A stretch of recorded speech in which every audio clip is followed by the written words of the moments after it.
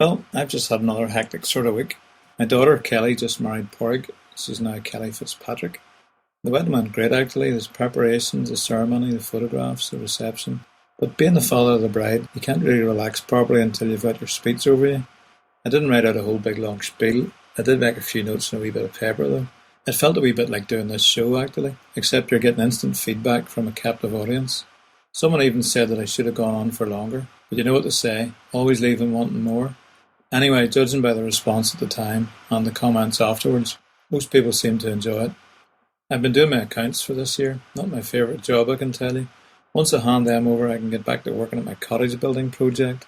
I think I mentioned this before. It's in the heart of County Down near the village of Crossgar, in a wee hamlet known as Listooder, which means Fort of the Tanner. That's because there's a hill just behind us to the west with an ancient Celtic fort on the top, Listooder Fort.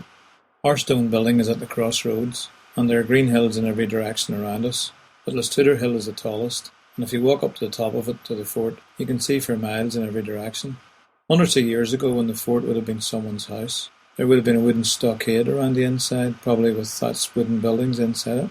This was surrounded by a moat of water, with a single entrance and another earth bank around the outside, probably with more wooden fencing around it. Cattle would have been brought inside at any sign of danger.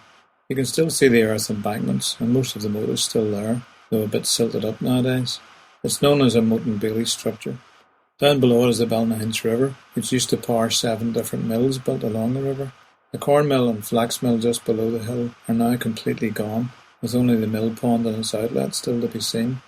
Just a little bit downstream, Redeman corn mill is still standing, a 5-storey stone structure, though it's no longer in use as a mill. It once had a weir and an eel fishery, and was pretty much the hub of the area, where local farmers would bring their corn to be milled. The hamlet of Listooder used to be known as the Cock Corner, named after the building next to ours, which used to be a shop and pub, known as the Cock. Less than a mile away was another small pub, which was known as the Hen, but it's now completely gone. The shop and pub next door was still in operation less than 100 years ago. I have an old photograph of the shopkeeper, standing outside the shop window, wearing a hat and waistcoat, and with a Manitoba maize bag for an apron. The shop sold things like farm tools, brushes, Babbitt's biscuits from New York, and so forth. Bit of everything, probably. Our place in Listooder is a stone building, built about 150 years ago, and it was once a shop as well, though it now looks more like a garage.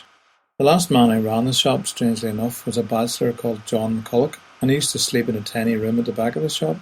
The building has also been used as a temporary mission hall, a forge, and a farm workshop and store, so there's a bit of history there. It's built mostly on solid rock, which is why I've spent so long rock breaking and removing it from the site, 235 tons so far. We have a well at the back which has been cut down about 20 feet into the rock, and normally has about 14 feet depth of water in it. I don't think we'll be stuck for water anyway.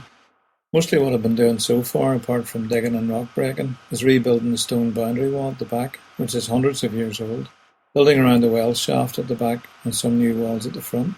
I've also taken the old farm gate at the side, chopped it into 2/3 and 1/3, and remade it as 2 gates, which are a copy of the original gate and a photograph from 100 years ago. The building itself is pretty much the same as when we bought it, except for the ground level being lowered all around it. We can't do any work on it until we have planning approval for change of use to become a dwelling. We should have that fairly soon. Meanwhile, there's still plenty of work to be done around the building, which is certainly helping to keep me fit and healthy. When you've been working away at a computer for days, it's very therapeutic to go down there and work with your hands for a bit, not to mention the peace and quiet of the countryside, especially in the evenings.